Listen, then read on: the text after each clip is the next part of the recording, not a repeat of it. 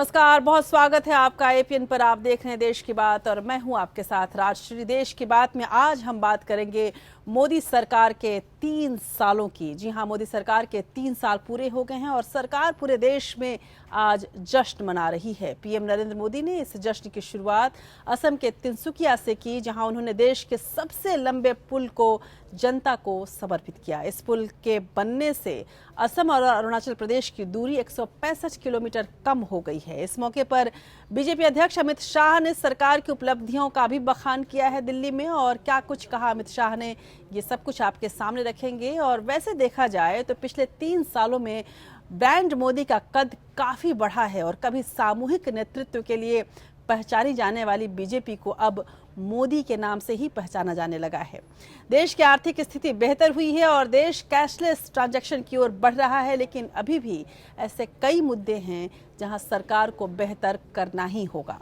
कश्मीर समस्या जस की तस बनी हुई है, सीमा पार से आतंकवाद रुकने का नाम नहीं ले रहा, देश बेरोजगारी की समस्या से जूझ रहा है, लेकिन दूसरी ओर कमजोर विपक्ष बीजेपी और मोदी के लिए वरदान साबित हो रहा है। बताएंगे आज कि क्या कुछ हुआ है 3 सालों के दौरान और क्या कुछ अभी सरकार को करना बाकी है, और लेंगे पक्ष का भी हाल और बताएंगे विपक्ष की भी स्थिति।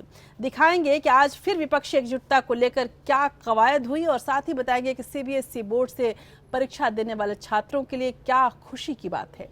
सेंसेक्स क्यों पहुंचा एक नई ऊंचाई पर, यह भी जानने की कोशिश करेंगे। क्या ये 3 सालों का कमाल है या फिर कुछ और, ये दिखाएंगे आपको। और साथ ही बात अमेरिका की भी होगी। अमेरिकी राष्ट्रपति डोनाल्ड ट्रंप के दामाद की एफबीआई कर सकती है जांच, क्यों ये जांच कर सकती है ये आपको बताएंगे। और इसके अलावा बात इतिहास की भी होगी। और प्रधानमंत्री मोदी ने आज असम में जिस पुल को एक बड़े व्यक्ति के नाम किया है, उस व्यक्ति को भी याद करेंगे। असम का लाल भूपेन हजारिका, जिनके नाम से ये पुल किया गया है, उनकी खासियतों को भी आपके सामने रखेंगे। तो चलिए शुरू करते हैं देश की बात के इस नए सफर को।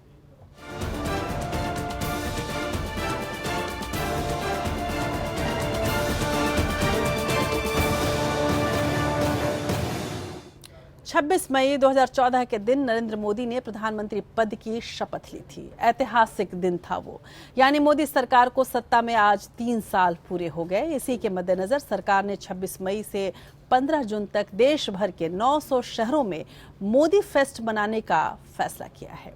खुद पीएम मोदी ने इस फेस्ट की शुरुआत आज गुवाहाटी से की। यहाँ उन्होंने अपनी सरकार के 3 साल पूरे होने का जश्न मनाया और असम के तिनसुकिया में देश के सबसे लंबे पुल को जनता को समर्पित किया। इस पुल के बनने से असम और अरुणाचल प्रदेश की दूरी 165 किलोमीटर कम हो गई है। मोदी ने ऐलान किया कि ढोला सादिया पुल का नाम भूपेन हजारिका के नाम पर रखने का निर्णय सरकार ने लिया है। और इसके अलावा उन्होंने ये भी असम में बताया कि किस तरह से आने वाले दिनों में सरकार चाहती है कि किसानों की आय दोगुनी कर दी जाए। असम के तिनसुकिया को अरुणाचल प्रदेश से जोड़ने वाले देश के सबसे लंबे ढोला सादिया पुल को प्रधानमंत्री नरेंद्र मोदी ने देश को समर्पित किया। इस पुल के शुरू होने से असम और अरुणाचल प्रदेश की दूरी 165 किलोमीटर कम हो जाएगी। इस तरह कुल 5 घंटे तक का सफर कम होगा। चीन की सीमा से इस पुल की हवाई दूरी करीब 100 किलोमीटर है। ब्रह्मपुत्र की सहायक नदी लोहित नदी पर बना 9.25 किलोमीटर का लंबा ये पुल एशिया का दूसरा सबसे लंबा पुल है। इस पुल के जरिए सदिया से ढोला कस्बे तक 60 मिनट में पहुंचा जा सकेगा। पुल की लागत 2056 करोड़ रुपए है। देश की सुरक्षा जरूरतों को देखते हुए रणनीतिक रूप से भी ये पुल काफी अहमियत रखता है। पीएम मोदी ने पुल के निर्माण में देरी को लेकर पहले की सरकारों पर निशाना साधा। और अटल जी की सरकार ने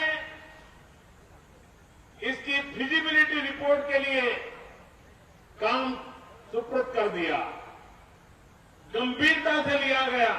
बीच में सरकार बदल गई, रुकावटें आई, होती है चलती है, ऐसा ही चला और उसके परिणाम आपका सपना डगमगाता रहा। लेकिन पिछले 3 साल में अटल जी ने जो सपना देखा था, उसको पूरा करने के लिए लगातार प्रयास हुए। ये पुल नॉर्थ ईस्ट के दूर दराज के इलाकों में रहने वाले लोगों को देश के अन्य हिस्सों से जुड़ने के लिए सड़क की सुविधा मुहैया कराएगा। अभी तक इन लोगों को आने जाने के लिए नाव का सहारा लेना पड़ता था। पुल पर 60 टन के लड़ाकू टैंक भी उतारे जा सकते हैं। चीन बॉर्डर पर सेना की तुरंत तैनाती में भी इस पुल के बन जाने से बेहद आसानी होगी। पीएम मोदी ने इस ब्रिज को मशहूर गायक भूपेन हजारिका के नाम पर रखने का ऐलान किया है। इसी धरती के संतान जिसकी आवाज ने हिंदुस्तान को आज भी प्रेरणा दी है, श्रीमान भूपेन हजारिका, ये ब्रिज का नाम भारत सरकार ने भूपेन हजारिका के नाम से करने का तय किया। इस पुल की अहमियत न सिर्फ यहाँ के लोगों के विकास से जुड़ी है, बल्कि सामरिक तौर पर भी ये अहम भागीदारी निभाएगा। इस पुल के बन जाने से उत्तर पूर्व के लोगों के लिए आने जाने की सुविधा होगी और कारोबार को बढ़ावा मिलेगा। Bureau report, APN। उधर मोदी सरकार के 3 साल पूरे होने पर बीजेपी अध्यक्ष अमित शाह ने कहा कि सरकार ने वो काम किया है जो 70 सालों में नहीं हुआ। शाह ने कहा कि सरकार गरीबों, दलितों, महिलाओं और युवाओं की सरकार है, जो देश को विकास के लिए दिन रात काम कर रही है और विकास पथ पर लेकर चलना चाह रही है हर व्यक्ति को, हर शख्सियत को। मोदी सरकार के 3 साल पूरा होने के मौके पर अमित शाह ने बीजेपी सरकार की उपलब्धियां गिनवाई। उन्होंने कहा कि पिछले 3 साल में एनडीए सरकार ने देश में बड़े बदलाव किए, देश का गौरव बढ़ाया, परिवारवाद और जातिवाद का नासूर खत्म हुआ। भारतीय जनता पार्टी की सरकार ने ओबीसी कमीशन को संवैधानिक मान्यता देकर देश के करोड़ों पिछड़ों को सम्मान देने का काम किया है। 1100 से ज्यादा कानून जो अप्रासंगिक बन गए थे, इरिलेवेंट बन गए थे, इसको रिपील कर कानून के जंगल को कम करने का काम भारतीय जनता पार्टी की सरकार ने किया है। मैं मानता हूं ये बहुत बड़ा काम है। पेरिस जलवायु सम्मेलन में भारत की भूमिका को पूरी दुनिया ने सराहा है और जलवायु के मामले में आज भारत ग्लोबल लीडर करके प्रस्तावित हुआ है। ऐसी नाकारा सरकार इस देश में न पहले कभी थी, न आशा करते हैं और दुआ करते हैं कि भविष्य में कभी हो। ऐसी सरकार जिसने अपने कुछ पूंजीपतियों को फायदा पहुंचा के नोटबंदी करके 3 करोड़ लोगों को बेरोजगार कर दिया इस देश में। जश्न मना रहे हैं 1100 करोड़ रुपया प्रचार माध्यमों पर खर्च कर दिया इन्होंने। अमित शाह ने 3 साल पूरा होने पर साथ है, विश्वास है, हो रहा विकास है का नारा दिया। उन्होंने मोदी सरकार की उपलब्धियों का जमकर बखान भी किया। शाह ने कहा कि मोदी सरकार ने न्यू इंडिया की नींव रखी। विपक्ष भी सरकार के ऊपर भ्रष्टाचार का आरोप नहीं लगा सका। ओआरओपी को लागू करके और सैटेलाइट लॉन्च कर भारत ने पूरी दुनिया में अपना लोहा मनवाया। शाह ने कहा कि सरकार ने काले धन, बेनामी संपत्ति, नोटबंदी, शत्रु संपत्ति कानून जैसे कड़े फैसले भी लिए। उन्होंने कहा कि सरकार ने कड़े लेकिन बड़े फैसले लिए हैं। कठोरता से वन रैंक वन पेंशन का एक साहसी निर्णय लिया गया और नोटबंदी का एक साहसी निर्णय लिया गया और उसके पीछे ही सेल कंपनियों पर एक प्रकार से तबाही बुलाकर भारतीय जनता पार्टी की सरकार ने काले धन को निरस्त करने के लिए बहुत बड़ा कदम उठाया है। बेनामी संपत्ति का कानून लाकर एक और कड़ी काले धन को रोकने की दिशा में भारतीय जनता पार्टी की सरकार ने आगे बढ़ाई है। ये poster boy, advertisement boy, report boy बनने में क्या परेशानी है? लिखित दस्तावेज जारी कीजिए देश की जनता के सामने कि जो आपने राष्ट्रीय सुरक्षा के सवाल पर, सेना के सवाल पर, रोजगार, किसान, स्वरोजगार के सवाल पर जो आपने वायदे किए, वो वायदे की हकीकत क्या है? कश्मीर का मुद्दा ऐसा है जिस पर विपक्ष को हमला बोलने का मौका मिलता है। अमित शाह ने इस पर भी प्रतिक्रिया दी।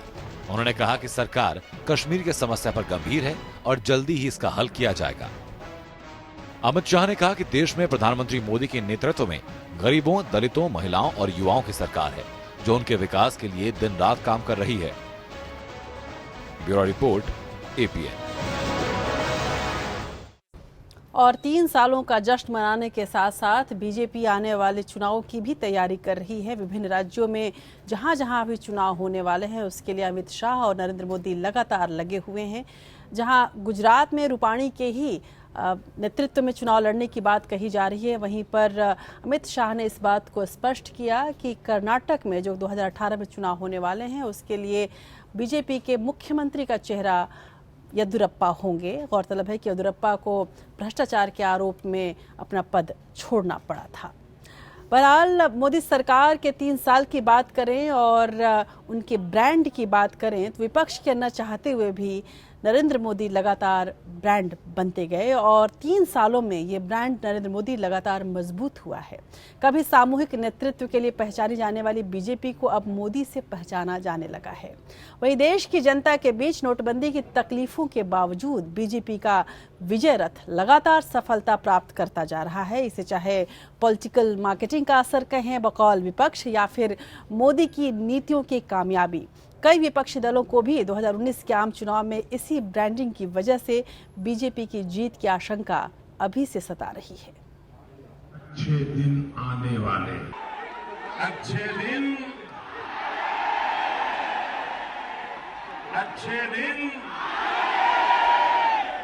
वाह। भारतीय जनता के अच्छे दिन आए हैं कि नहीं, इस पर विश्लेषकों की अलग अलग राय है। लेकिन एक बात तय है कि बीजेपी के इससे अच्छे दिन कभी नहीं आए। देश ने पहली बार चाणक्य और चंद्रगुप्त का मिला जुला रूप या तो इंदिरा गांधी में देखा था या फिर अब पीएम मोदी में देखा जा रहा है। प्रधानमंत्री के रूप में मोदी चंद्रगुप्त की भूमिका में है तो चाणक्य की तरह साम दाम दंड भेद के प्रयोग में महारत प्राप्त रणनीतिकार की भूमिका भी खुद ही अदा कर रहे हैं। मोदी ब्रांड का जन्म गुजरात में सीएम बनने के दौरान शुरू हुआ, जहां उन्हें आतंकवाद से लड़ने वाले नायक के रूप में प्रस्तुत किया गया। साथ ही वाइब्रेंट गुजरात के जरिए उनकी विकास पुरुष की छवि बनाई गई। गुजरात में सड़क के किनारे किनारे इतना विकास हुआ कि वो आदर्श राज्य नजर आने लगा। गोधरा के दंगों ने उनकी नकारात्मक छवि जरूर बनाई, लेकिन बहुसंख्यक हिंदू मतावलंबियों के बीच उनकी पैठ बन गई। तत्कालीन प्रधानमंत्री अटल बिहारी वाजपेयी ने भी उनके ही मंच से इसके लिए आलोचना की थी। चीफ मिनिस्टर के लिए मेरा एक ही संदेश है कि वो राजधर्म का पालन करें। हम भी वही कर रहे हैं साहब। सही कहा था मोदी जी ने, राजधर्म वही है जिससे राजगद्दी पाई जा सके। तब लाल कृष्ण आडवाणी मोदी जी की ढाल बन गए थे। लेकिन जब 2009 में आडवाणी के नेतृत्व में बीजेपी को मुंह की खानी पड़ी तो आरएसएस को एक ऐसे स्वयंसेवक की तलाश थी जो पीएम बनकर संघ के एजेंडे को आगे ले जा सके। इसके लिए उसके पास पूंजीपतियों का समर्थन भी हो। प्रमोद महाजन की मृत्यु के बाद नरेंद्र मोदी से योग्य ऐसा कोई स्वयंसेवक नहीं था। पश्चिमी देशों और अमेरिकी चुनाव के प्रचार शैलियों को भारत लाने का श्रेय नरेंद्र मोदी को दिया जाना चाहिए। इस प्रचार शैली में मोदी के विकास पुरुष की छवि को मीडिया में जमकर प्रचारित किया गया। उद्धट वक्ता के रूप में मोदी ने भी जगह जगह यूपीए सरकार को दबोचा। हिंदुत्व के एजेंडे को छिपा दिया गया, उसकी जगह राष्ट्रवाद ने ले ली। पाकिस्तान के मोर्चे पर कांग्रेस की नाकामी को उछाला गया। हमारे देश के जवान मारे जा रहे हैं और मैं तो देख रहा हूं पाकिस्तान हिंदुस्तान के जवानों के सर काट रहा है और हिंदुस्तान सर झुका रहा है। ऐसा दुर्दैव कभी देखा नहीं। भारत ने एक स्वाभिमान के साथ खड़ा होना होगा। इन शहीद वीरों के लहू को बेकार नहीं जाने देना चाहिए। यूपीए के दूसरे कार्यकाल में भ्रष्टाचार को ऐसा मुद्दा बनाया गया कि जनता के दिलो दिमाग में कांग्रेस की छवि लगातार गिरती गई। कोयला घोटाला, 2G घोटाला और कॉमनवेल्थ घोटाले पर कांग्रेस बचाव की मुद्रा में आती चली गई। ये काला धन वापस आना चाहिए। ये चोर लुटेरों से एक एक रुपया वापस लेना चाहिए। ऐसे में विदेशों से काला धन वापस लाकर हर किसी के खाते में 15 लाख रुपए जमा कराने की बात जोर शोर से उठाई गई। इसमें अन्ना हजारे ने लोकपाल आंदोलन और बाबा रामदेव के राष्ट्रीय स्वाभिमान आंदोलन ने भी खासी मदद की। ये काला धन वापस आना चाहिए। ये चोर लुटेरों से एक एक रुपया वापस लेना चाहिए। अरे एक बार ये जो चोर लुटेरों के पैसे विदेशी बैंकों में जमा है ना, उतने भी हम रुपये ले आए ना, तो भी हिंदुस्तान के एक एक गरीब आदमी को मुफ्त में 15-20 लाख रुपए यूं ही मिल जाएगा। प्रचार की तकनीक के लिहाज से भी मोदी सबसे अव्वल रहे। आज कांग्रेस के प्रचार के रणनीतिकार तब मोदी के सहयोगी थे। उन्होंने मोदी की सभाओं को मेगा इवेंट के रूप में कामयाबी से पेश किया। मीडिया को भी मुंह मांगा दाम मिला। कांग्रेस खबर बनने के लिए तरस गई तो मोदी हर जगह लाइव नजर आने लगे। 3D होलोग्राम तकनीक से मोदी की लार्जर देन लाइफ छवि बनाई गई। उन्हें जाति, धर्म और परिवारवाद से ऊपर उठकर देश के विकास के लिए प्रतिबद्ध नेता के रूप में दिखाया गया। कांग्रेस के परिवारवाद से उबी देश की जनता को मोदी में महानायक नजर आया। परिणाम सामने था, नरेंद्र मोदी पीएम बन गए। विरोधी दल हाशिए पर चले गए। आज भले ही मोदी सरकार को विपक्ष अहंकारी बता रहा है, लेकिन पीएम मोदी ने नजरों से लक्ष्य कभी ओझल नहीं होने दिया। वो आज तक चुनावी प्रचार की मुद्रा में है। असम में दिया भाषण भी यही बताता है। आज देश की राजनीति में मोदी बनाम संपूर्ण विपक्ष के हालात बन गए हैं। कभी इंदिरा गांधी के साथ ठीक यही स्थिति थी। 1971 में कांग्रेस को 352 सीटें मिली थी। उसके बाद 1977 में कांग्रेस ओ, जनसंघ, भारतीय लोक दल और सोशलिस्ट पार्टी को मिलकर एक साथ चुनाव लड़ना पड़ा और इंदिरा की हार हुई। बीजेपी अपने संगठित कैडर के बल पर चुनावी मैदान में उतरती रही है। वहीं कांग्रेस को भावनाओं के बल पर चुनाव में जीतने में महारत हासिल रही है। कांग्रेस ने इंदिरा की हत्या के बाद 545 सदस्यों वाली संसद में 404 सीटें हासिल कर इतिहास बनाया, लेकिन अब वो इतिहास ही रह गया है।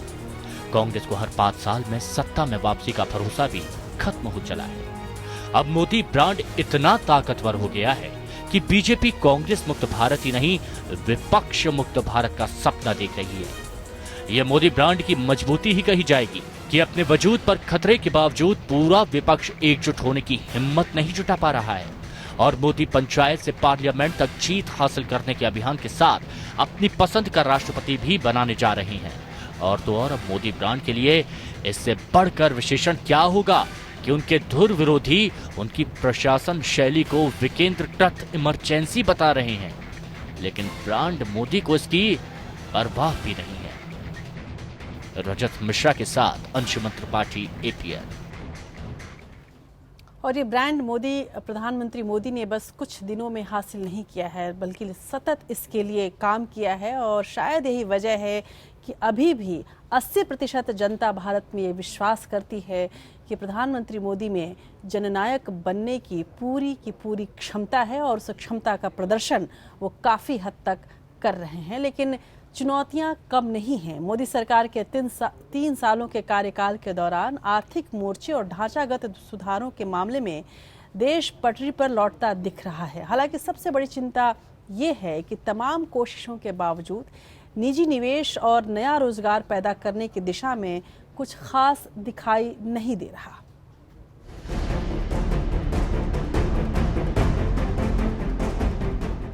घरेलू मोर्चे पर आर्थिक पैमानों को देखें तो देश की आर्थिक स्थिति की झलक ठीक ठाक दिखती है। 2017-18 के लिए जीडीपी वृद्धि दर 7.4% आकी गई है, जो दुनिया की बड़ी अर्थव्यवस्थाओं के बीच सबसे ज्यादा है। वर्ल्ड बैंक ने भारत को एक चमकदार क्षेत्र बताया है। 3.2% राजकोषीय घाटे और 1% तक नीचे आ चुके चालू खाता घाटे के साथ ऐसा लगता है कि मोदी सरकार ने अर्थव्यवस्था को दुरुस्त कर दिया है। भारतीय करेंसी रुपया अभी डॉलर के मुकाबले काफी मजबूत है और 64.40 पर चल रहा है। खुदरा मुद्रास्फीति 3% पर टिकी हुई है, जबकि पिछले 3 सालों के दौरान खराब प्रदर्शन के बाद निर्यात बहाली की ओर बढ़ रहा है। शेयर बाजार रिकॉर्ड ऊंचाई पर है, जो विदेशी संस्थागत निवेशकों के लिए बड़ा आकर्षण है। ढांचागत सुधारों के लिए प्रोत्साहन के निरंतर प्रयासों ने भारत की वित्तीय तस्वीर को भी चमकदार बना दिया है। बजटीय अनुशासन का मामला हो या जीएसटी लागू करने का या बैंकों के दिवालियेपन से निपटने का मसला, ये सारे कदम दरअसल देश की राजनीति और आर्थिकी में पुरानी बीमारियों को दुरुस्त करने की तैयारी दिखा रहे हैं। अगर यूपीए 2 और एनडीए के कार्यकाल की तुलना करें तो 31 मार्च 2014 को उपभोक्ता महंगाई 9.46% थी, जो 31 मार्च 2017 में घटकर 3.81 हो गई है। इसी तरह औद्योगिक उत्पादन, जो 2014 में नेगेटिव था, अब 5.2% पहुंच गया है। होम लोन की ब्याज दर 31 मार्च 2014 को करीब 10.25% थी, जो अब घटकर 8.60% हो गई है। जीडीपी ग्रोथ 6.60 से बढ़कर 7.10 हो गई है। वहीं विदेशी मुद्रा भंडार जो 31 मार्च 2014 को $303.7 बिलियन था, वह अब बढ़कर $372.7 बिलियन हो गया है। विदेशी निवेश भी 24.2 बिलियन से दोगुना से अधिक बढ़कर 56.3 बिलियन हो गया है। राजकोषीय घाटा 4.6% से घटकर 3.2% हो गया है। हालांकि निर्यात के क्षेत्र में मोदी सरकार यूपीए सरकार से पिछड़ गई है। 31 मार्च 2014 में निर्यात $314 बिलियन था, जो अब घटकर $274 बिलियन रह गया है। दरअसल नरेंद्र मोदी की अगुवाई वाली सरकार के शुरू के 3 साल व्यापक आर्थिक आंकड़ों को बहाल करने, बुनियादी सुधारों को लागू करने और आर्थिक पारदर्शिता और जवाबदेही की ओर प्रोत्साहित करने की ओर समर्पित रहे। Bureau report, APN।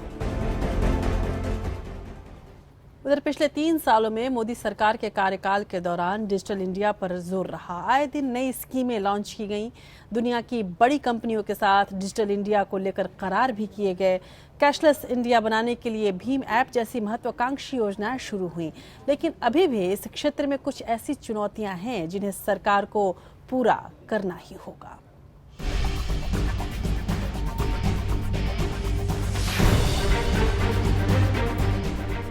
देश में कैशलेस ट्रांजैक्शन को बढ़ावा देने के लिए तमाम सुधारवादी योजनाएं बनाई गई हैं। संस्थानों और अस्पतालों को डिजिटल करने की कोशिश की गई। ई कॉमर्स और ई वॉलेट को बढ़ावा दिया जा रहा है। लोगों को ज्यादा से ज्यादा ऑनलाइन ट्रांजैक्शन के लिए कहा जा रहा है। भीम ऐप और डिजिटल वॉलेट यूज पर कैशबैक दिया जा रहा है, तो वहीं भीम ऐप इंस्टॉल करने पर भी पैसे मिल रहे हैं। 2013-14 में 254.5 करोड़ डिजिटल ट्रांजैक्शन किए गए, जबकि 2016-17 में ये संख्या बढ़कर 865.9 करोड़ हो गई। मोबाइल बैंकिंग लेन देन की तादाद में भी पिछले 3 साल में जबरदस्त इजाफा हुआ है।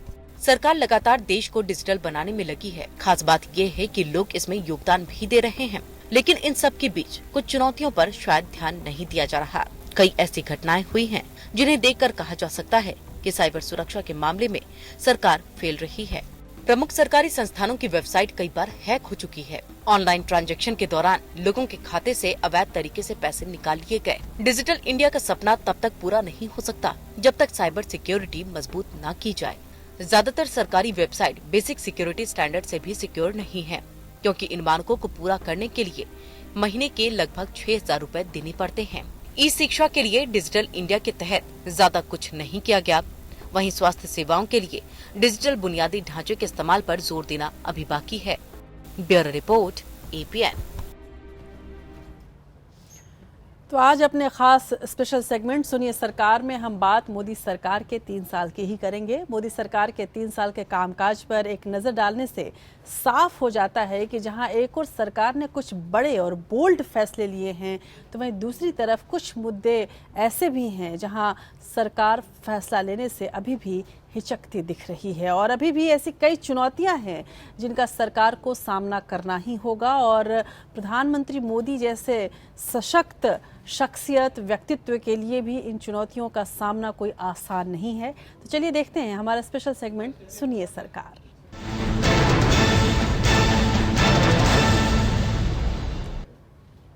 यदि इतिहास को पलटकर देखें तो पीएम मोदी जोखिम भरे फैसले लेने के मामले में शायद अव्वल साबित होंगे। अपने किसी भी समकालीन नेता से वो बहुत आगे हैं।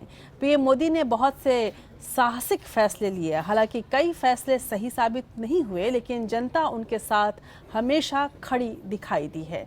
लेकिन उन्हें अभी बहुत से काम करने बाकी हैं और वक्त काफ़ी कम बचा है। यदि हम उसके हिसाब से देखें कि जब 3 साल पूरा हो गया है, तो इसका मतलब 2 साल और है जिसमें उनको वो सारे फैसले जो उन्होंने लिए हैं उसका प्रभाव भी जनता को दिखाना होगा।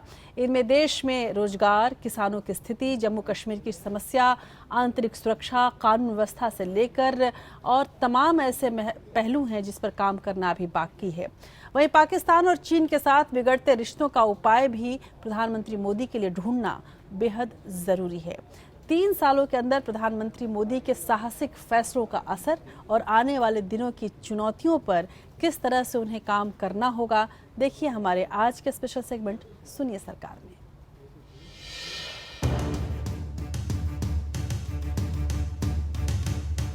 सरकार आपको 3 साल पूरे कर लेने पर बहुत बहुत बधाई। इसके लिए देश की जनता को भी बहुत बधाई। नोटबंदी पर आपकी सरकार की पर्याप्त जानकारी और तैयारी न होने के बावजूद जनता ने आपका साथ दिया। काले धन को खत्म करने के आपके नारे की वजह से जनता ने नोटबंदी की सारी तकलीफ भुना दी और विपक्ष को भी उसके बाद हुए चुनाव में नकार दिया। काले धन की बात तो खुद आपने बंद कर दी। नोटबंदी का मकसद डिजिटल इंडिया बता दिया, जो अमेरिका जैसे देश में बहुत चलन में नहीं है। अपना पैसा बंधक बनने के बाद जितने लोग कतारों में नजर आए, उससे कहीं ज्यादा आपको वोट देने के लिए कतार में खड़े दिखाई दिए। लेकिन चुनावी जीत में आपकी रणनीति ज्यादा काम आई, क्योंकि पंजाब में सत्ता आपके हाथ नहीं आई। फिर भी जोखिम वाले फैसले ले लेने के आपके हौसले को सलाम। ऐसा ही जोखिम आपने सर्जिकल स्ट्राइक करके उठाया। रात के अंधेरे में एक बड़ा ऑपरेशन आपके हौसले और हमारे जवानों की बहादुरी को दर्शाता है। हालांकि आपके इस फैसले का बहुत असर नहीं दिखा। हर दूसरे दिन पाकिस्तान ने सीज फायर का उल्लंघन किया, आतंकी हमले बढ़ गए और हमारे जवानों की शहादत बढ़ गई। आज भी ये शहादत जारी है। जवानों की शहादत के बीच आपकी सरकार की कामयाबियों के जश्न पर भी इसलिए सवाल उठ रहे हैं। आपकी कूटनीतिक असफलता की कीमत जवानों को अपनी जान कुर्बान करके चुकानी पड़ रही है। फिर भी जनता ने सर्जिकल स्ट्राइक जैसे आपके फैसले को हाथों हाथ लिया और बदले आपको विधानसभा चुनाव में सत्ता का तोहफा दिया। सवाल ये उठ रहा है कि क्या सर्जिकल स्ट्राइक का मकसद आगामी चुनाव थे, क्योंकि आप जवानों की शहादत को आज तक भुना रहे हैं। आपने लाल बत्ती संस्कृति पर रोक लगाने का फैसला भी अच्छा लिया। हूटर का इस्तेमाल भी बंद करना जरूरी है। इससे कहीं ज्यादा जरूरी था नेताओं को जवानों से सलामी दिलवाने पर रोक, क्योंकि नेताओं में अब वो चरित्र नहीं रहा कि वो जवानों की सलामी ले। इससे भी ज्यादा जरूरी है वीवीआईपी सुरक्षा पर हो रही खर्च का रोक। संघ प्रमुख से लेकर टीवी चैनलों के संपादकों को दी जा रही सुरक्षा से आपकी और संघ की छवि पर सवाल खड़े हो रहे हैं। देने को तो आपने रॉबर्ट वाड्रा की माताजी को भी सुरक्षा दी है, लेकिन संदेश तो गलत जा रहा है। जनधन योजना, जीएसटी और उज्ज्वला योजना, आर्थिक मोर्चे पर आपने कई नए काम किए जो एक जिद्दी जननेता ही कर सकता है। मसलन जनधन योजना और जीएसटी दोनों ही आज जिस मुकाम पर पहुंचे हैं, उसके लिए आपको सलाम। हर आदमी का खाता तो खुलवा दिया आपने, कृपया 15 लाख भी डलवा दीजिए, वरना इन खातों को मेंटेन करने का खर्च बैंक टैक्स देने वालों से बहाने से वसूल रहे हैं। इससे भी बड़ी उपलब्धि है आपकी उज्ज्वला योजना। बहुत से गरीबों की झोपड़ियों में गैस सिलेंडर देखने का सपना आपने पूरा किया, लेकिन नजर रखिए कि कहीं राज्य सरकारों ने कहीं सिलेंडर वालों के राशन कार्ड से केरोसिन का तेल देना बंद तो नहीं कर दिया है। दूसरे जीएसटी लागू होने के बाद देश में महंगाई बढ़ने के खतरे को रोकने के लिए भी अभी से तैयारी कर लीजिए। रोजगार देने में नाकामी, आप सबसे ज्यादा नाकाम रहे नौजवानों को रोजगार देने में। आपने इसी वर्ग को सबसे ज्यादा सपने दिखाए। आपने हर साल 1 करोड़ नौकरियों का वादा किया। आज देश की सबसे बड़ी सॉफ्टवेयर कंपनी इन्फोसिस के मुखिया नारायण मूर्ति देश में प्रशिक्षित सॉफ्टवेयर इंजीनियरों की बेरोजगारी पर जार रो रहे हैं। देश में रोजगार बढ़ने की दर सिर्फ 5% है। स्किल डेवलपमेंट आपका सबसे फ्लॉप कार्यक्रम साबित हुआ। Stand up India, startup India और मेक इन इंडिया का जिक्र तो अब आप भी नहीं करते। पिछले 3 बरस में शुरू हुए ज्यादातर स्टार्टअप तो बंद हो चुके हैं या बंद होने के कगार पर हैं। किसानों की समस्या हल करने में नाकाम। सबसे बड़ी बात किसानों की है। तमिलनाडु के किसानों ने राजधानी के जंतर मंतर पर अपनी लाचारी का प्रदर्शन किया। यूपी में चुनाव थे तो कर्ज माफी कर दी गई, लेकिन तमिलनाडु के किसानों को अगले चुनाव तक इंतजार करना पड़ेगा। किसान आत्महत्या करने को मजबूर है। हर दिन हर वक्त कहीं ना कहीं कोई किसान मौत को गले लगा रहा है। सरकार, ऐसे में आपके जश्न पर सवाल उठना तो लाजमी है। भगवा ब्रिगेड और दलित संघर्ष, इसी तरह देश में अचानक भगवा गमछा पहने अपराधियों की बाढ़ आ गई है। इन्हें रोकना और इन्हें सबका साथ, सबका विकास का मर्म समझाना अभी भी आपकी जिम्मेवारी है। इन्हें बताइए कि दलित अगर हिंदू धर्म छोड़ जाएंगे तो वोट बैंक खत्म हो जाएगा, जिसके बल पर आज आपकी सरकार है। आए दिन जाति आधारित खूनी संघर्ष और दलितों पर अत्याचार की खबरें दहला जाती हैं, लेकिन आपकी पार्टी की राज्य सरकारें लाचार नजर आती हैं। आंतरिक सुरक्षा में नाकामी, देश की आंतरिक सुरक्षा की पोल आए दिन नक्सली हमलों से खुल जाती है। जवानों को पर्याप्त सुविधाएं और ट्रेनिंग नहीं दी जाती। उन्हें सालों साल परिवार से दूर रखा जाता है। आसपास के शहरों में रखने का इंतजाम नहीं किया जाता। उनकी मौत को शहादत तक नहीं कहा जाता, क्योंकि वो अर्ध सुरक्षा बल कहलाते हैं। जम्मू कश्मीर समस्या, ये सुरक्षा बल सीमा और देश के भीतर रोज अपनी शहादत दे रहे हैं। भटके कश्मीरी नौजवान पथराव और अपमान कर रहे हैं। आपने अलगाववादियों से बात करने से इनकार कर दिया है। ऐसे में कश्मीर समस्या का हल क्या बचा है? रजत मिश्रा, APN।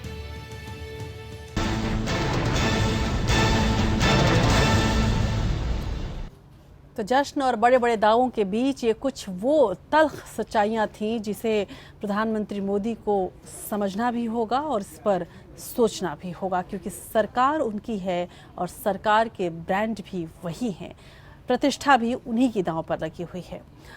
मोदी की प्रतिष्ठा को चार चांद लगाने के लिए आज योगी आदित्यनाथ ने भी उन्हें बधाई दी और वो वाराणसी में मौजूद रहे। मोदी सरकार के 3 साल पूरे होने पर यूपी के मुख्यमंत्री योगी आदित्यनाथ ने उन्हें लगातार बधाइयां दी और कहा कि सरकार पहले दिन से ही गरीबों और पिछड़ों के लिए काम कर रही है। यही कारण है कि सरकार को हर राज्य में जन समर्थन मिल रहा है। गोरखपुर और वाराणसी के दौरे के दौरान सीएम योगी आदित्यनाथ ने कहा कि देश की जनता प्रधानमंत्री मोदी के काम से खुश है और आज ये बात वो वाराणसी में भी कह रहे थे और वाराणसी में उन्होंने लगातार दौरे किए और छोटी बड़ी मीटिंगों के सहारे लोगों को ये समझाने की कोशिश की कि प्रधानमंत्री मोदी ने कितना कुछ काम देश के लिए किया है। और अभी वाराणसी की तस्वीर यदि देखें तो जिस तरह से बदला है ये प्रधानमंत्री मोदी का ही कमाल हो सकता था। केंद्र में मोदी सरकार के 3 साल पूरे होने पर यूपी के मुख्यमंत्री योगी आदित्यनाथ ने बधाई दी। योगी ने कहा कि 3 साल के दौरान मोदी सरकार ने जबरदस्त काम किया है। सरकार ने कामकाज में पूरी पारदर्शिता रखी है। यही कारण है कि सरकार पर भ्रष्टाचार का एक भी आरोप नहीं है। 3 वर्ष के सफल कार्यकाल के अवसर पर देश के यशस्वी प्रधानमंत्री आदरणीय श्री नरेंद्र मोदी जी को हृदय से बधाई देता हूं और अपनी शुभकामनाएं भी देता हूं। सीएम योगी ने कहा कि जनता सरकार के कामकाज से खुश है।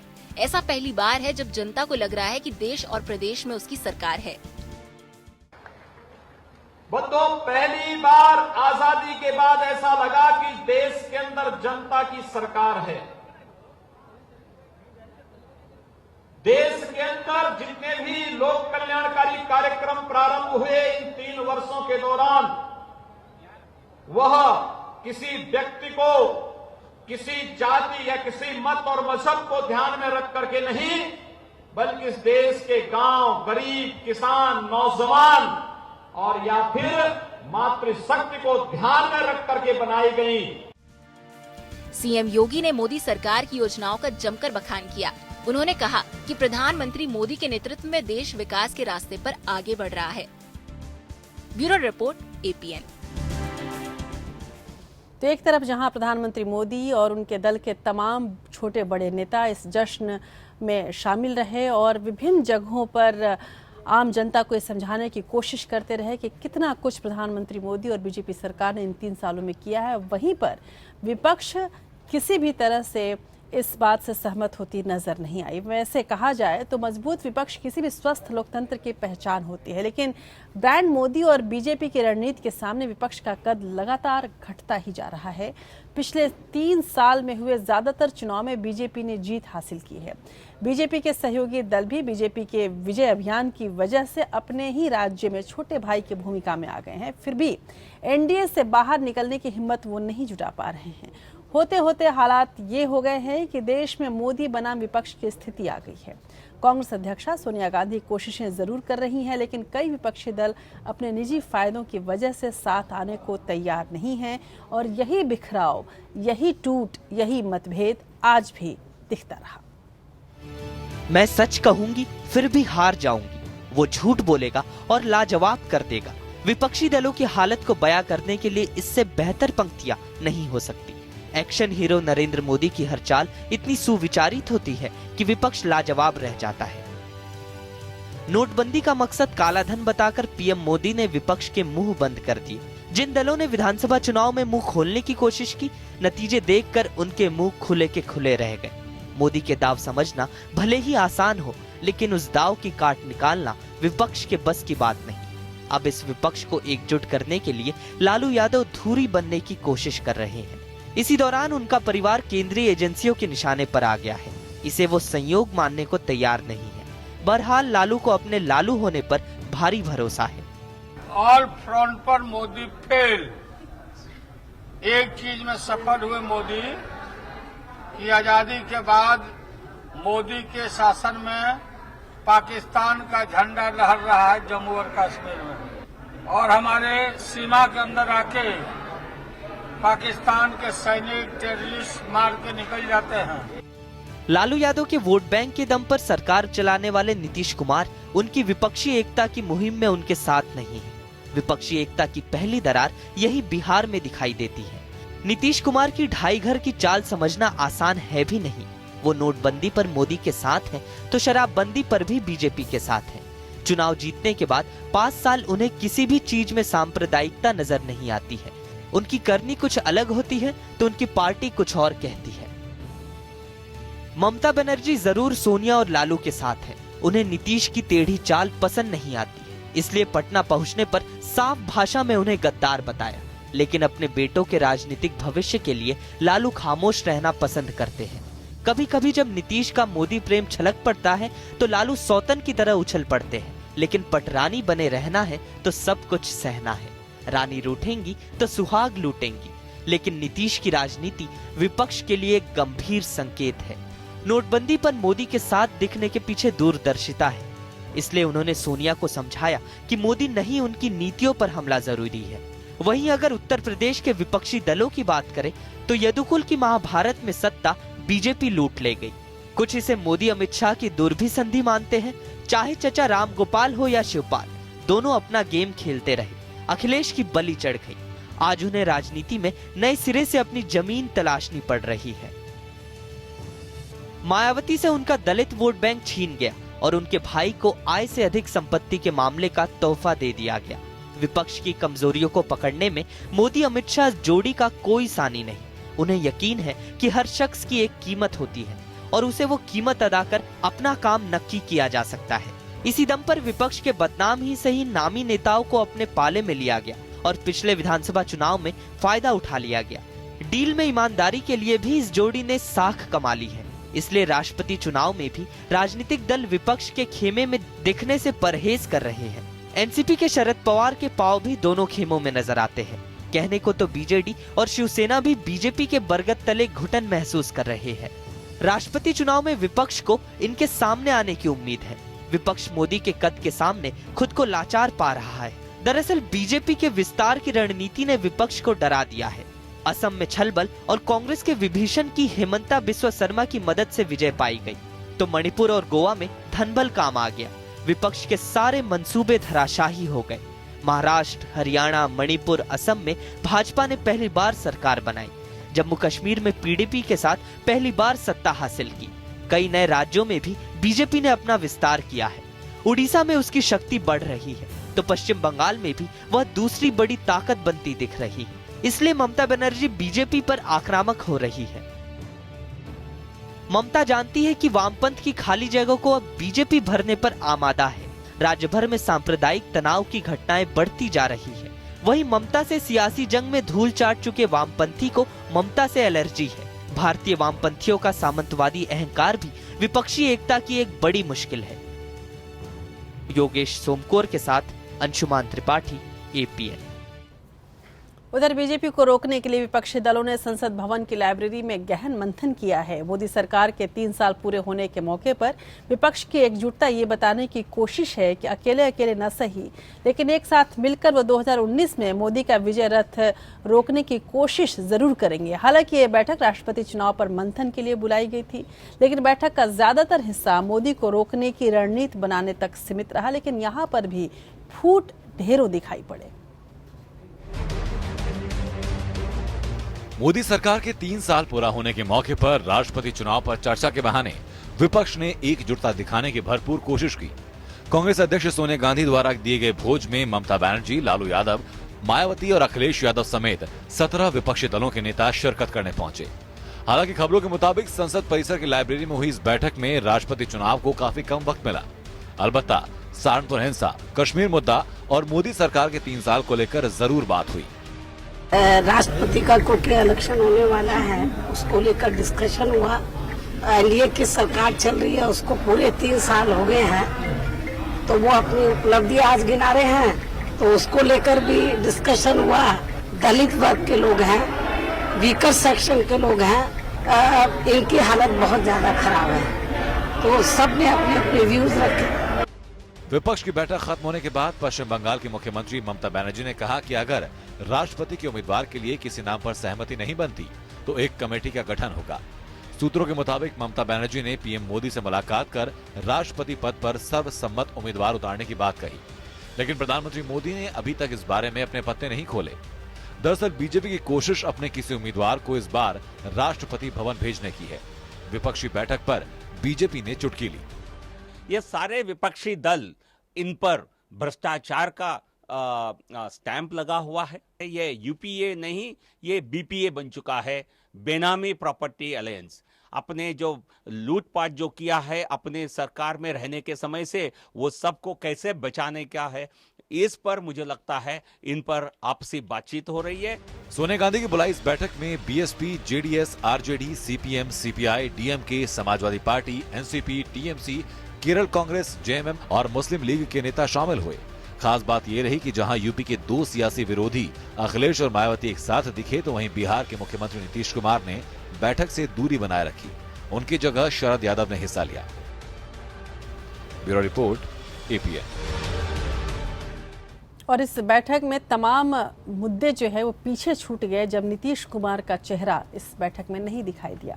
सोनिया गांधी की पहल पर 17 दलों के नेता एक साथ बैठे। राष्ट्रपति चुनाव में एनडीए को चुनौती देने के मकसद से बुलाई गई इस बैठक के बाद नेताओं ने प्रेस वार्ता भी की। शरद यादव ने कहा कि अगर राष्ट्रपति के मुद्दे पर आम सहमति नहीं बनती तो विपक्ष अपना उम्मीदवार उतारने से परहेज नहीं करेगा। हालांकि नीतीश कुमार के मसले पर वो चुप हो गए। मकसद है कि इस पद पर संविधान की रक्षा करने वाला आदमी बैठे। चाहते हैं कि सरकारी पक्ष से ये प्रस्ताव आए, नहीं आया तो फिर हम लोग तय किया है कि फिर ये देश की जिस तरह की हालात है उसमें राजनीतिक लड़ाई के लिए हम लोग अपना प्रत्याशी खड़ा करेंगे। बुलाई बैठक में नहीं जाने को लेकर बिहार के मुख्यमंत्री नीतीश कुमार ने अपनी सफाई पेश कर दी। उन्होंने कहा कि कांग्रेस नेता अहमद पटेल को उनके पास उनका फोन आया था और तभी उन्होंने इस बात से उन्हें अवगत करा दिया था कि वो इस बैठक में शामिल नहीं हो पाएंगे। हालांकि पार्टी की तरफ से शरद यादव बैठक में हिस्सा लेंगे और उन्होंने हिस्सा लिया भी। इस बीच जब ये खबर आई कि प्रधानमंत्री मोदी से नीतीश कुमार की मुलाकात होने वाली है तो उन्होंने ये स्पष्ट किया कि ये मुलाकात पहले से तय है। दरअसल मॉरिशस के प्रधानमंत्री प्रविंद जगन्नाथ भारत के दौरे पर हैं और उनके सम्मान में आयोजित भोज में प्रधानमंत्री मोदी ने उन्हें पहले से ही बुलावा भेजा था, जिसमें वो जाने वाले हैं। इसमें हिस्सा लेने के लिए वो दिल्ली जरूर जाएंगे। नीतीश ने कहा कि इस मुलाकात के कोई मायने नहीं निकाले जाने चाहिए, इससे कोई सियासी मायने नहीं निकल रहा। मॉरिशस के प्रधानमंत्री के सम्मान में दिन का भोज आयोजित है। प्रधानमंत्री जी की तरफ से उसमें मुझे आमंत्रित किया गया है और मैं उसमें शामिल होऊंगा, क्योंकि मॉरिशस के प्रधानमंत्री के सम्मान में। और आप जानते हैं कि मॉरिशस के साथ बिहार का जो एक भावनात्मक लगाव है, आज भी मॉरिशस में जितनी आबादी है उसकी 52% आबादी के लोगों का मूल बिहार है। और अब बात कर लेते हैं ईवीएम की, जिसको लेकर विपक्ष ने बहुत हंगामा मचाया था। इलेक्ट्रॉनिक वोटिंग मशीन यानी ईवीएम में छेड़छाड़ और हैकिंग के ओपन चैलेंज में शामिल होने के लिए आज रजिस्ट्रेशन का आखिरी दिन था। इलेक्शन कमीशन ने कहा कि इस चैलेंज में शामिल होने के लिए केवल एनसीपी ने ही अभी तक इच्छा जताई है। उसने अपने 3 प्रतिनिधियों को इसके लिए नॉमिनेट किया है। चैलेंज के लिए ईसी पंजाब, यूपी और उत्तराखंड से ईवीएम लाएगा। ईसी ने कहा कि शाम 5 बजे तक 8 राजनीतिक दलों ने अपना जवाब भेजा। आम आदमी पार्टी और कांग्रेस ने कुछ मुद्दे जरूर उठाए, लेकिन चैलेंज में हिस्सा लेने की इच्छा नहीं जाहिर की। इसी ने ईवीएम में हैकिंग के आरोपों को साबित करने के लिए 3 जून से ओपन चैलेंज रखा है, जिसे आपने ड्रामा बताया और इसमें हिस्सा लेने से इनकार कर दिया। नवंबर 1998 में चुनाव आयोग ने एक्सपेरिमेंट के तौर पर देश की 16 विधानसभा सीटों पर ईवीएम का इस्तेमाल किया था। इस साल 5 राज्यों में हुए विधानसभा चुनाव के बाद विपक्षी दलों ने ईवीएम को हैक करने के आरोप लगाए थे। ये पहला मौका है जब चुनाव आयोग ने इस तरह का ओपन चैलेंज दिया था। हालांकि विपक्ष इसको लेकर सहमत नहीं हुआ और ये कहा कि दूर से इसे हैक करना संभव नहीं है। इसी ने कहा था कि बिना मशीन को छुए ही इसे हैक करके दिखाना है, जिसको लेकर विपक्ष सहमत नहीं हो पाया।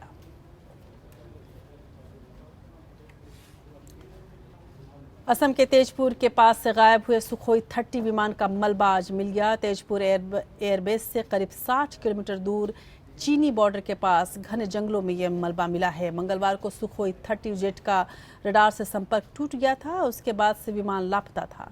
सुखोई 30 लड़ाकू विमान का मलबा उसी जगह के पास से मिला है जहां से उसका आखिरी बार संपर्क टूटा था। यहां से चीन की सीमा करीब 200 से 250 किलोमीटर दूरी पर है। सुखोई वायुसेना का अग्रिम पंक्ति का लड़ाकू विमान है। ऐसे करीब 250 लड़ाकू विमान वायुसेना में अभी हैं।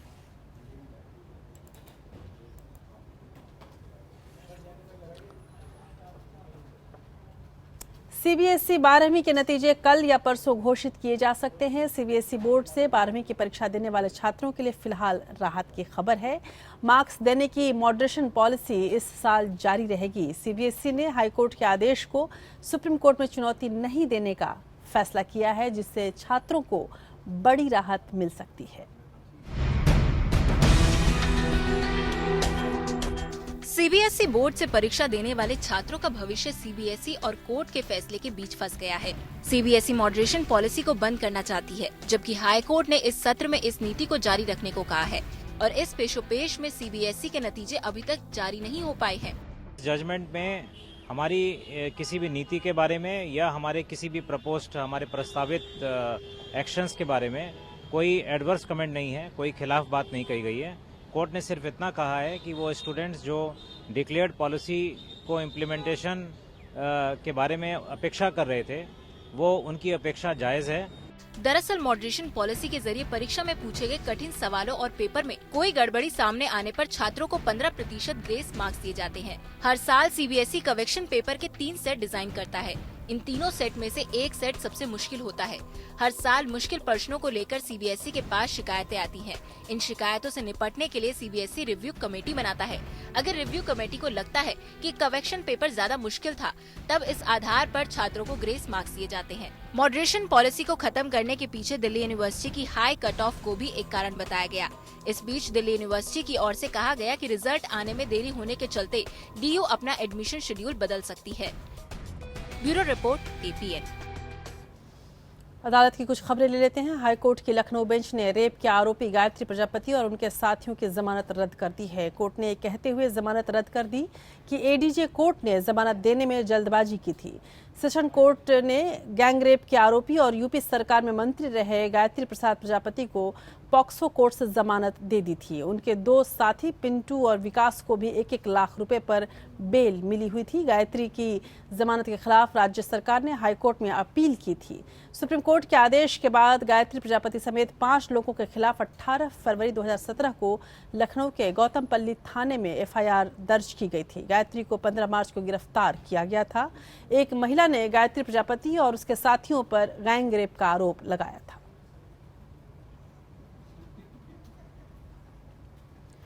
न्यूज चैनल टाइम्स नाउ और अर्नब गोस्वामी के चैनल रिपब्लिक के बीच बौद्धिक संपदा के मामले में दिल्ली हाईकोर्ट ने रिपब्लिक को आदेश दिया है कि वह 7 हफ्ते में लिखित बयान दाखिल करे। साथ ही अदालत ने इस मामले में लिखित आदेश के अलावा अदालत की कार्यवाही के बारे में कुछ भी प्रकाशित या प्रसारित करने से दोनों ही पक्षकारों को रोक दिया है। सुनवाई के दौरान रिपब्लिक के वकीलों ने स्वेच्छा से कहा कि नियोजन संविदा की धारा 4 का उनकी ओर से कोई उल्लंघन नहीं किया गया है और भविष्य में भी ऐसा करने की कोई योजना नहीं है। मामले की सुनवाई कर रहे जस्टिस मनमोहन ने खास तौर पर कहा कि वह इस मामले में कोई पाबंदी जैसा आदेश नहीं देंगे और सुनवाई सिर्फ नियोजन संविदा की धारा 4 तक सीमित रहेगी। इस मामले में इसका उल्लंघन हुआ है या नहीं, दिल्ली हाईकोर्ट ने कल अर्णब गोस्वामी को नोटिस जारी किया था। टाइम्स नाउ की मालिक company Bennett Coleman and company limited यानी BCCL के मुताबिक हाल ही में रिपब्लिक चैनल पर सुनंदा पुष्कर केस और लालू प्रसाद यादव से जुड़ी कुछ खबरें चलाई गई। इसमें ऑडियो टेप गोस्वामी और रिपोर्टर प्रेमा श्रीदेवी ने उस वक्त हासिल किए थे जब वे दोनों टाइम्स नाउ के कर्मचारी थे।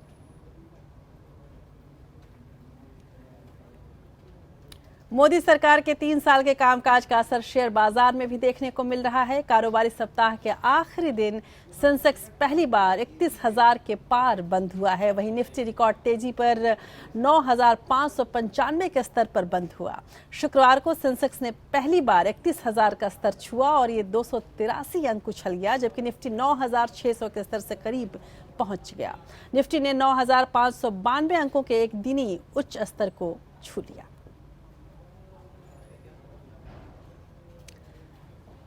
अमेरिकी राष्ट्रपति चुनाव में रूस के दखल मामले की जांच कर रही FBI के घेरे में डोनाल्ड ट्रंप के दामाद जेरेड कुशनर भी आ गए हैं और अब पूरे मामले में उनकी भूमिका की जांच की जा सकती है। दरअसल कुशनर और रूसी अधिकारियों के बीच बैठक हुई थी, जिसके चलते उनके रूस से गठजोड़ की बात कही जा रही है। जांच एजेंसी FBI के अधिकारियों का मानना है कि डोनाल्ड ट्रंप के दामाद जेरेड अमेरिकी राष्ट्रपति चुनाव में रूसी दखल के अहम सबूत हो सकते हैं और अब FBI ट्रंप के चुनाव अभियान से जुड़े दस्तावेज, कुशनर से पूर्व राष्ट्रीय सुरक्षा सलाहकार माइकल फ्लिन से गठजोड़ और कुशनर के रूस से संपर्क को ध्यान में रखकर जांच कर रही है। हाल ही में ट्रंप ने फ्लिन को रूस के साथ गठजोड़ के आरोप में पद से हटा दिया था। हालांकि FBI के अधिकारियों का कहना है कि फिलहाल मामले में कुशनर को आरोपी नहीं बनाया गया है। वहीं कुशनर की अटॉर्नी जेमी गॉरेलिक ने कहा कि अगर मामले में FBI उनके क्लाइंट से संपर्क करती है तो वह सहयोग करेंगे। और अब बात करते हैं आज के इतिहास की।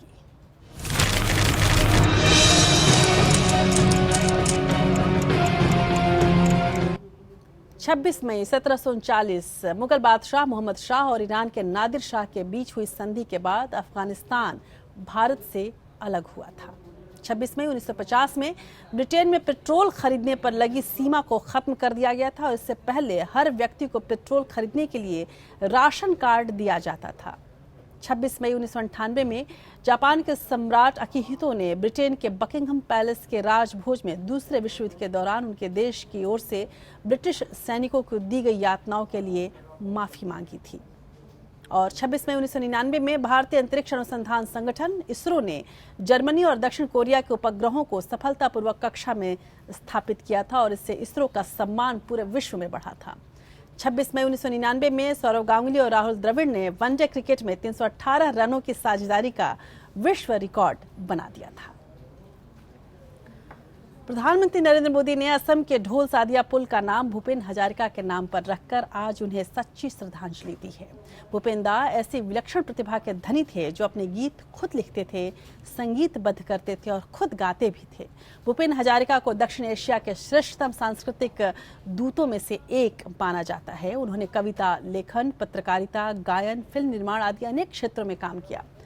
भूपेन दा पहले शख्सियत थे जिन्होंने असमिया संस्कृति को विश्व मंच तक पहुंचाया। भूपेन दा का जन्म असम के इसी सादिया में हुआ था और जब प्रधानमंत्री मोदी के 3 सालों का गुणगान हर जगह हो रहा था तो भूपेन दा को इससे अच्छी श्रद्धांजलि और क्या दी जा सकती है। भूपेन दा के कुछ यादों के साथ हम आपको छोड़ जाते हैं। आज देश की बात में बस इतना ही। आप देखते रहिए APN। नमस्कार।